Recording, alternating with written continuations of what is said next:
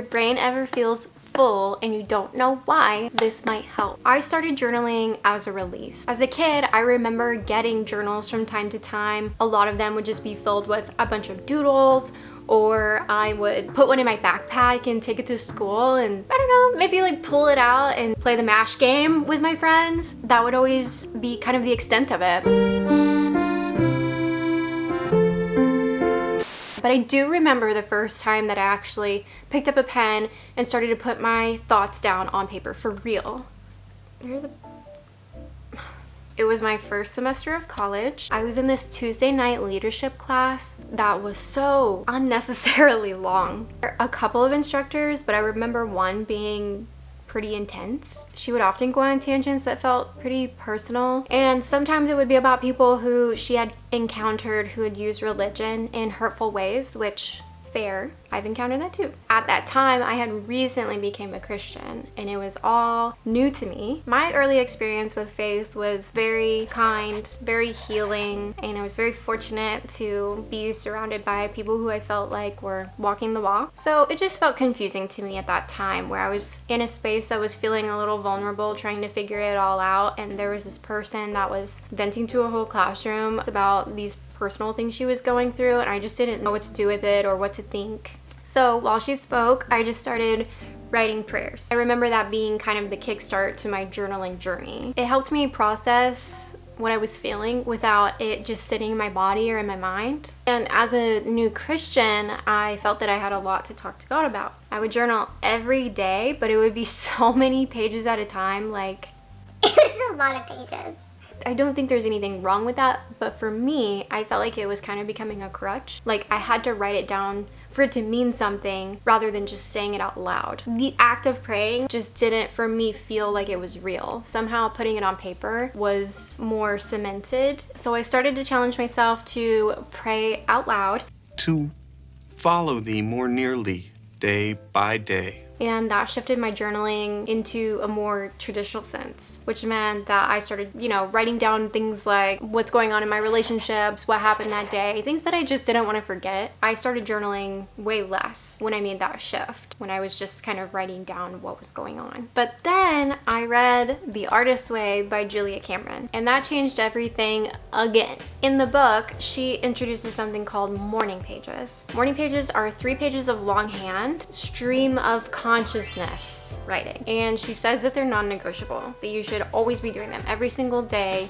You should be doing morning pages. Do I do them every single day? No, I don't, but I try to do them as often as I can. This is what Julia Cameron has to say about morning pages. There is no wrong way to do morning pages.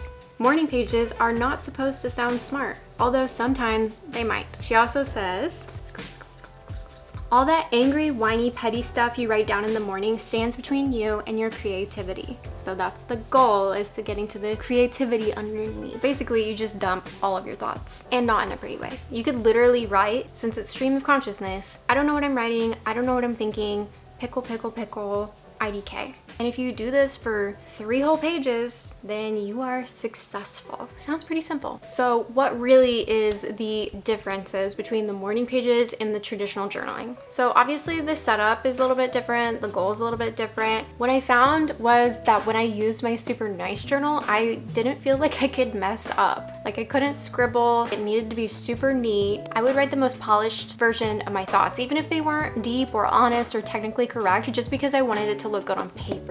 In my morning pages, I do all of it. The good, the bad, the ugly, it's all in here. I can get it all out without worrying about how it looks. My traditional journal would leave me feeling a little bit more like a historian documenting my life, or like I'm trying to write some kind of autobiography, and that's not very honest. Not like what's in here. When I would be so mindful of what I was writing down, that actually is what Julia Cameron would call the censor, which is our internalized perfectionist, which is both critical and controlling. But in my morning pages notebook, it's not like that at all. It's messy and scribbly, and I can get all the junk out, and sometimes, honestly, some pretty good thoughts. just because I can finally push through the clutter and like get to the epiphanies. Instead of feeling like a historian, I would feel a little bit more like an artist, and it was okay to get a little bit messy. Writing morning pages gives me complete freedom to just flit back and forth between thoughts, and there's a lot going on up here, like all the time. And honestly, I feel like I'm overdue for writing some morning pages. I might spend a few lines writing about work, and then the next few lines writing about what I see out the window, and then the next few lines writing about the meaning of life. Whatever it is, morning pages gives you complete permission to be imperfect, which is kind of a theme right now for me. If you haven't watched my previous video, I'll link it here about letting go of perfectionism. And so morning pages just allows me to be a little bit more creative just because I'm not focusing on being perfect. My morning pages journal is always with me. It is just here if I need to unblock my mind from anything. I don't just do it in the morning, I do it in the morning, the afternoon, the evening. I made sure it was wide rolled so that when I was writing 3 pages, it wasn't like a ridiculous amount of writing. My traditional journal is still present. I keep both of them with me. My morning pages will truly go with me everywhere, but this one kind of just stays in my backpack, and I still will use it to write down events that I think are important that I don't want to forget. Like the day that my niece was born, or my wedding day, or, you know, if someone said something that really stuck with me, like life-changing things. Will go in here. This journal is one that I've repurchased over and over and over. I love it. It's actually called Leuchtturm 19. I think that's how you say it. Leuchtturm. There's so many things I love about this journal. It's super durable. It's got the bookmarks in it. The pages are thick, so you're not gonna bleed through. The pages are also numbered, which I find to be super cool because in the beginning, there's actually like a table of contents. And as you can see, I'm terrible about keeping up with it. I've had this journal since 2017, and I'm still writing in it because I don't use it as often. I'm using my morning pages journal. I really need to read this one. I am Job's 3 friends. Curious how embarrassing my 2017 self is. Another cool thing about this is that in the back, there's a pocket. So as I'm writing about these memories, if I write about, you know, going on a trip, I think that one said Indianapolis. I bet there's a plane ticket here. There's our Indianapolis plane ticket when we went for a job interview. So when I was writing about that, I just stuck this in here. So there's lots of little things. This is from my trip to Calgary this last September. I think this is a note from a student that I got when I first started teaching. And then they also come with these stickers. So this sticker can be put on the front of the journal when you're done with it. And then this one here can be put on the spine. My journal entries won't be perfect, but the organization of my journals will be. Journaling's helped me work through a lot. It's helped me implement tools that my therapist has given me, how to take my thoughts captive. It's helped me even unearth some dreams that I didn't even realize that I had. And sometimes when prose falls short, I'll even start journaling some poetry. Usually when I'm feeling really freaking sad, that's kind of when poetry kind of comes out. So I've written a lot of poems, and a lot of them are from my depression or my parents' divorce or things like that, where it's just like too much. My morning pages just kind of catches all of that. You can get it out, and it doesn't have to be perfect. Those are the stipulations that I've put on my morning pages, is that I can write whatever I want in here, and so sometimes I just surprise myself. If I just don't know what to say, sometimes like putting my pen actually on the paper and forcing the thought out, sometimes it will just flow out perfectly. If my brain's like all of the ingredients, putting my pen on the paper is the funnel. And so when I start writing, everything starts going through the funnel, like into my hand, into the journal. It comes out in like one stream of, okay, like that's what was in there. That's the root of this. Okay, we're good. For example, one time I overheard someone talking about me, and I didn't really feel like it represented me at all. It was just kind of uncalled for. I knew that I was going to have to confront this person. I was feeling so angry though at the time. All I was feeling was rage, and I was like, I cannot talk to this person while I'm feeling it like this. Went to my journal, and I just started writing like whatever came out. And I wrote down actually just like, it just flew out of me. Reading it back, I was like, no, I can say this. Like this really is the root of the issue. And writing just has a magical way about it like that. Like if you feel overwhelmed, write. Just write. We need to express ourselves in that way. It's just such like a clarifying thing for us. But that's my soapbox. Anyway. Sometimes I'll actually write stuff down that I feel really strongly about, and then I'll read it back and I'll be like, that's pretty immature, Taylor. or like this doesn't make any sense, or like you're just kind of giving yourself a check in that way. So journaling helps me frame what's bothering me and then step outside myself. So Julia Cameron does say that in the morning pages you shouldn't read them, and I don't remember how long she said to not read them for. There was kind of a time frame. Don't read your morning pages back, like give it some time. It's really just a dumping ground. But in the more traditional sense of journaling, that is kind of fun to go back and read and kind of see what's going on. While it is great to go back and see how you've grown, it's also really helpful for noticing patterns. For example, how every time a friend that I was close with would move away, it would just wreck me, and I would fill up like multiple pages of my journal every time something like this happened, and I would notice that as I was reading it back, and I'm like, man, like why is that like such a big thing for me? It's not like I'm losing this person forever, but they're just like leaving my immediate proximity. Turns out I got abandonment issues. That is, you know, a thing that I can be aware of now and work through. When you can name a pattern like that, then you can start to be a friend to yourself and reframe it and just kind of process all of this. So being able to go back and read and see those patterns is really helpful.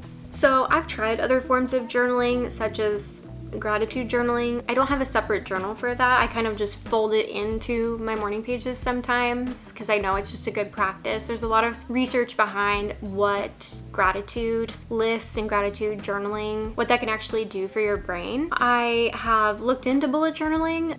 That was very aspirational. Little bit too involved and too structured for me. I need my journal to be just encouraging me to be imperfect, not perfect. And I feel like bullet journaling, that's really hard to say. Oh my gosh, bullet journaling.